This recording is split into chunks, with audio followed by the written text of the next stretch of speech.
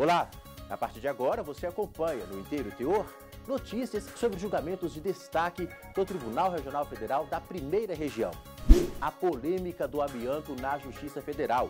Uma empresa vai ter que pagar R$500 milhões por danos morais coletivos para tratar quem adoeceu na Bahia após contato prolongado com essa fibra cancerígena. Tem também decisão que envolve microempresas. O TRF da Primeira Região decidiu que bens essenciais ao funcionamento de empresas de pequeno porte não podem ser penhorados para pagamento de dívida. Vamos juntos? O Inteiro Teor já está no ar.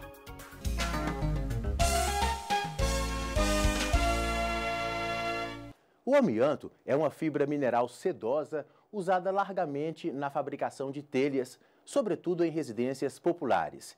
Calcula-se que metade das casas brasileiras tenham telhas de amianto, que provocam doenças como o câncer, segundo a Organização Mundial de Saúde. Para isso, basta aspirar a poeira do amianto.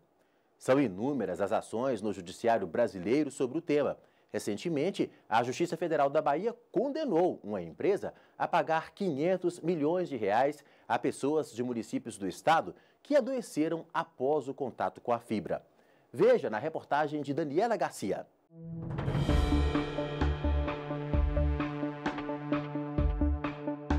Em diversas casas e até em escolas e centros de saúde. Elas ainda são encontradas facilmente em muitos locais do país e do mundo. Mas essas telhas e caixas d'água de amianto podem trazer sérios danos a quem tem contato com essa fibra mineral. A Organização Mundial de Saúde já alertou que a exposição aumenta os riscos de doenças como câncer de pulmão e asbestose. Este pneumologista explica o que ocorre no organismo quando há contato com o amianto.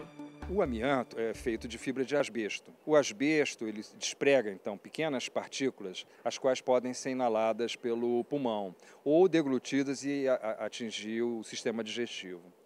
E essas fibras elas promovem um processo inflamatório. Esse processo inflamatório ele é irreversível, porque essa fibra não consegue ser destruída pelo organismo. E ao não conseguir ser destruída pelo organismo, o processo inflamatório ele se perpetua e gera doença. Muitas vezes, doença que não acarreta em prejuízo para o paciente, mas em outros casos há problemas seríssimos, como por exemplo o câncer de pulmão e um câncer raríssimo de pleura chamado mesotelioma.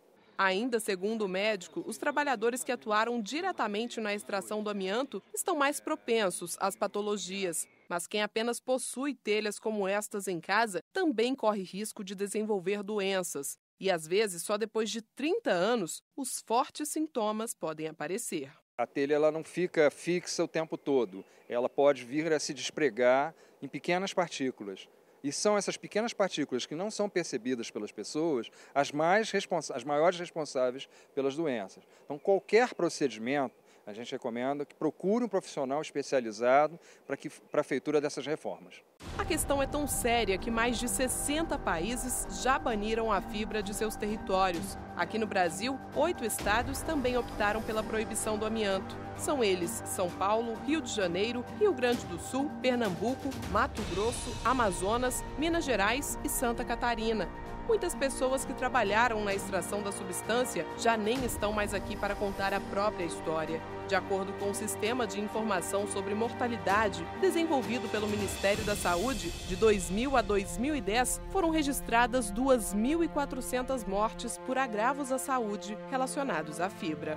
O escritório deste advogado defende a Associação Brasileira dos Expostos ao Amianto. Segundo ele, são inúmeros processos tramitando na Justiça.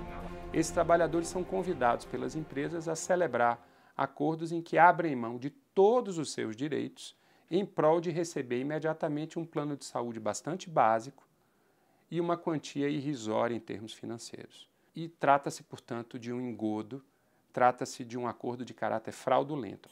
O Ministério Público do Trabalho criou até um programa de banimento do amianto no Brasil, como explica a procuradora que gerencia o programa. O Ministério Público, a partir desse ano, de 2012, resolveu dar um tratamento sistematizado, organizando grupos de estudo e depois esse programa, para que nós pudéssemos não só dar conta da questão dos inquéritos, que tinham gravidade e complexidade que justificavam outro tipo de tratamento, mas também ações voltadas para políticas públicas, como, por exemplo, políticas de saúde, previdências voltadas para essa questão.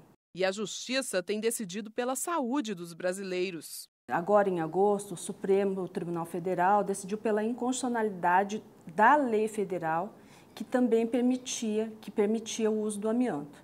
Então, sob o nosso ponto de vista, as leis estaduais, elas são válidas, isso está assentado, na medida que não houve liminar, mas também a lei federal foi considerada inconstitucional. Tá? Então, não param mais dúvidas jurídicas a respeito da inconstitucionalidade da lei federal, o que, sob o nosso ponto de vista, já não justificam mais, não se justifica a exploração econômica dessa fibra no Brasil. Recentemente, a Justiça Federal da Bahia condenou a Sama Eternit a pagar 500 milhões de reais por danos morais coletivos para tratar pessoas que adoeceram após a exposição prolongada ao amianto. Na sentença, o juiz determinou que o valor deve ser destinado aos municípios de Bom Jesus da Serra, Poções, Caetano e Vitória da Conquista para compra de equipamentos e construção de unidades relacionadas ao tratamento. A empresa Sama Minerações Associadas é controlada pela fabricante de coberturas Eternit, que entre 1940 e 1967 explorou o amianto em Bom Jesus da Serra, na Bahia. Ela chegou a alegar no processo que não havia registro anormal de incidências de patologias e foi feito um alarde público sem saber quem são os afetados e concluiu que essas pessoas sequer existiriam. Mas a empresa vai ter que pagar 150 mil reais a cada um dos 11 trabalhadores que comprovaram adoecer pelo contato com a fibra ou poeira do amianto. De acordo com a decisão, a mineradora deve incluir ainda os funcionários em plano de saúde com amplo atendimento, fornecer remédios e equipamentos e pagar danos materiais a serem comprovados, além de alimentos provisionais no valor de um salário mínimo e meio por mês pelo resto da vida dessas pessoas.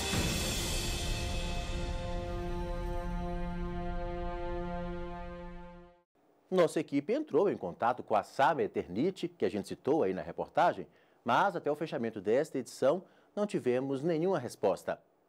A seguir, bens essenciais ao funcionamento de empresas de pequeno porte não podem ser penhorados para pagamento de dívida. Já, aqui no Inteiro Teor.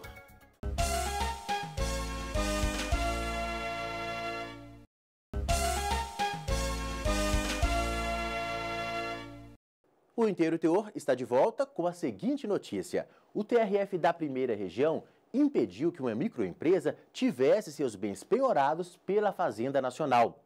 Os desembargadores se basearam no artigo 649 do Código de Processo Civil. Esse dispositivo não autoriza a penhora se os únicos bens a serem utilizados para o pagamento da dívida são aqueles essenciais ao funcionamento do negócio. Acompanhe essa história comigo. O microempresário Evandro Leite é proprietário de uma loja de conveniência. Ele mesmo realiza o atendimento e organiza o negócio no dia a dia. E é um dos empreendedores que espera por mudanças sólidas em relação à carga tributária, legislação trabalhista e outros fatores que influenciam diretamente na economia. Há necessidade, sim, de uma carga tributária diferenciada, de uma legislação trabalhista mais flexível para esses empregadores, porque é muito dificultoso mesmo, ainda mais que a gente atravessa uma concorrência desleal com grandes grupos. O problema é que, infelizmente, muitos dos custos para manter o negócio acabam não sendo cobertos pelo que se arrecada com as vendas. Com a situação ainda irregular da economia, alguns microempresários não conseguem honrar contratos e impostos. Há casos, inclusive, que acabam chegando ao extremo, com a penhora de bens para pagar dívidas. O TRF da Primeira Região analisou um deles e impediu que a Fazenda Nacional penhorasse bens de uma microempresa.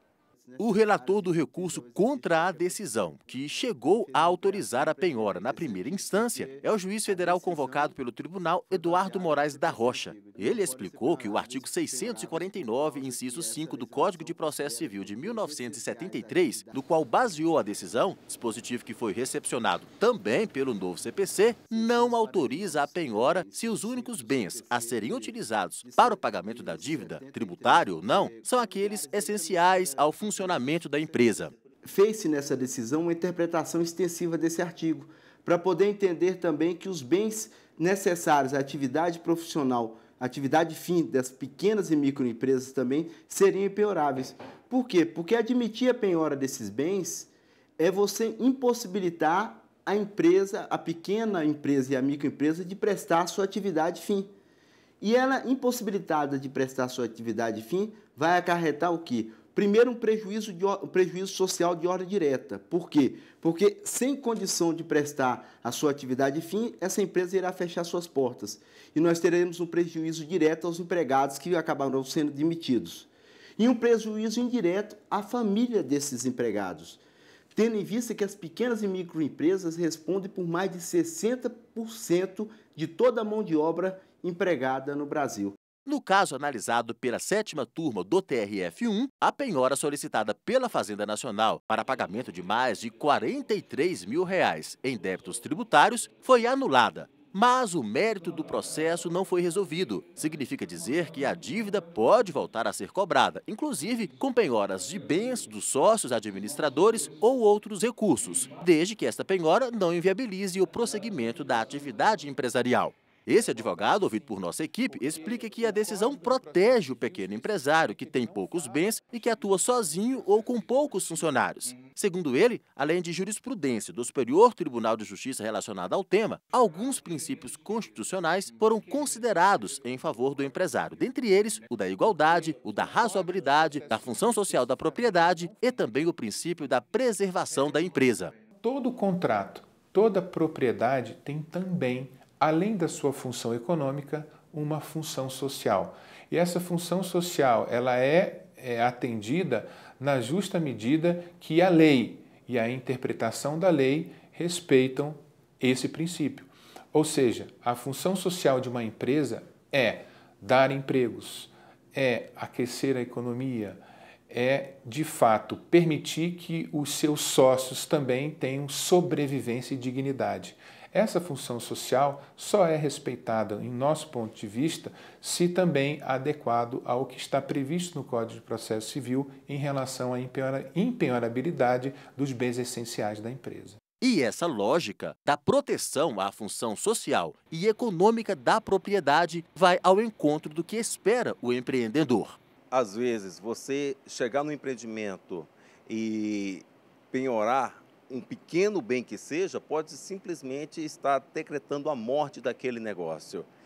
Então, realmente tem que ser repensada essa ação para que dê maiores fôlegos para esse empreendedor. E a gente fica por aqui. Você pode acompanhar o Inteiro Teor também no nosso canal no YouTube e no portal do TRF1. E estamos também no Instagram e no Facebook. Muito obrigado por sua companhia e até o próximo programa.